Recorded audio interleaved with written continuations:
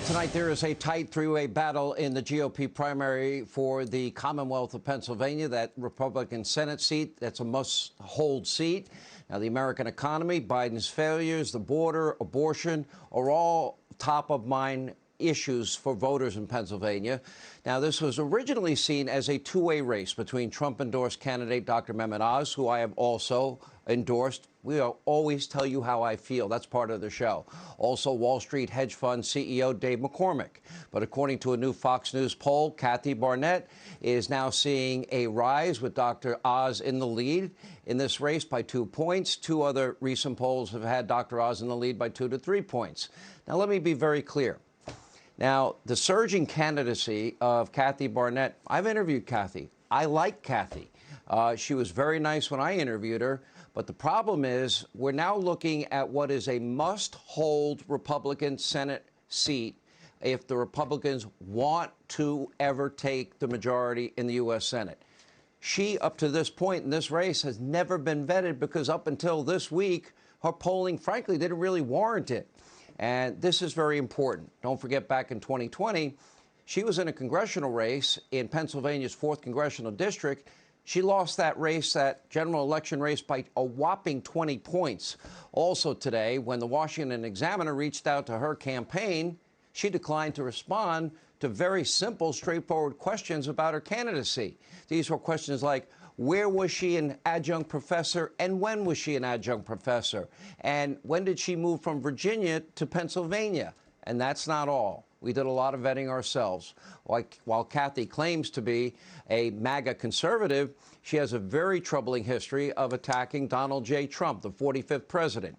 During the 2016 primary season, she tweeted, and there's a lot of tweets, quote, "Did you see the last presidential debate? Trump was horrid."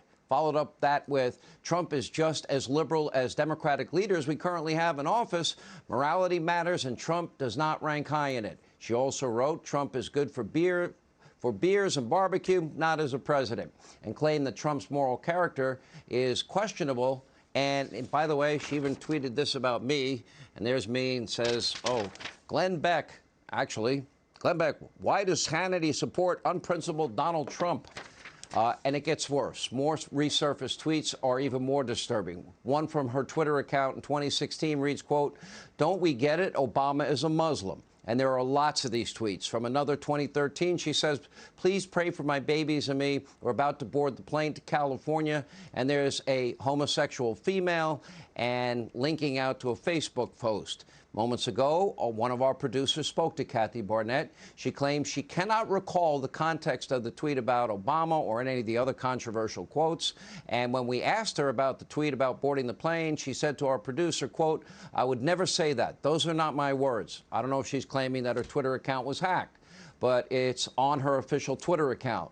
So with only 6 days left in this campaign, there are serious, real, open questions about the surging Kathy Barnett campaign and where she truly stands on issues and whether or not she can win a general election.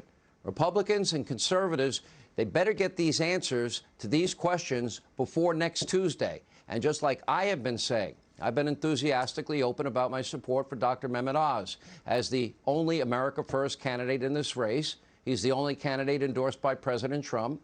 I pointed out repeatedly he's pro-life, he's strong on crime, strong on the border, tough on China, supports our Second Amendment. And one very important point, I see him by far as the Republican candidate in this primary that will win the general election.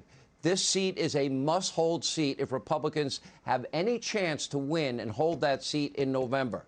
And he, unlike Kathy Barnett, is battle-tested, and he's been vetted, and he can win in November.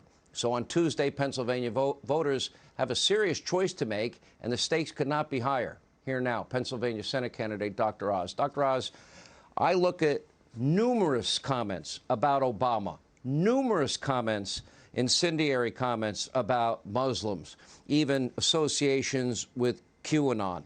I look at controversial comments regarding race. I look at the trashing of Donald Trump again and again. The most incendiary, and she's never stopped. There are many of them, incendiary remarks about gays and lesbians. My question is this. She's not been vetted, Dr. Oz. And as I look at these comments and this information, and nobody brought it up prior to this show tonight, I don't see any way, any scenario under which she can win a general election. That is my 35-year in broadcasting opinion. I want you to respond. I concur with your diagnosis. She is a mystery. Barnett won't answer questions about her record, but what I do know concerns me. She's expressed mixed feelings about George Washington, or the founding president. She's petitioned to build a statue to President Obama. She claims to be an outsider, well, slow Sean, down about that. She's the worst kind of insider. She wanted a statue of Barack Obama, and she claims she's a MAGA conservative? I don't know many MAGA conservatives that are fond of Barack Obama. Well, during the BLM protests, that was one of the solutions she offered out there. But, the fact of the matter is, and this is why President Trump endorsed me. He said I would win the general election. That's the most important goal for us to keep in mind as Republicans. And, she says she's an outsider, but she's the worst kind of insider. She already lost running as a Republican in 2020 by, as you point out, 20 points to a pretty weak Democrat. She makes these homophobic comments, all kinds of phobias, by the way, going on with Kathy Barnett. And she is the best chance for Democrats to capture the Senate seat. It will be a gift to Chuck Schumer. And here's what makes it worse.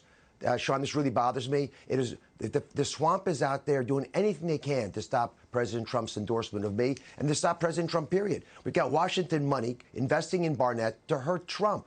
But they're hurting the country by doing this. This is the same group that actually invested in Ohio to hurt President Trump's candidate there. By the way, isn't this the same Club for Growth? Let's call names out here. Club for Growth, are they going to stand behind all these comments? They need to now be asked if they stand behind all of them, because I have a pile this high of them. This is not one comment, a one-off situation. This is not 20 years ago.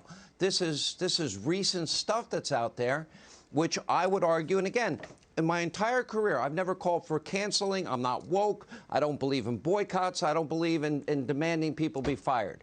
But my professional political opinion as a broadcaster, she cannot win a general election, which might explain why she lost by 20 points in a congressional election 2 years ago.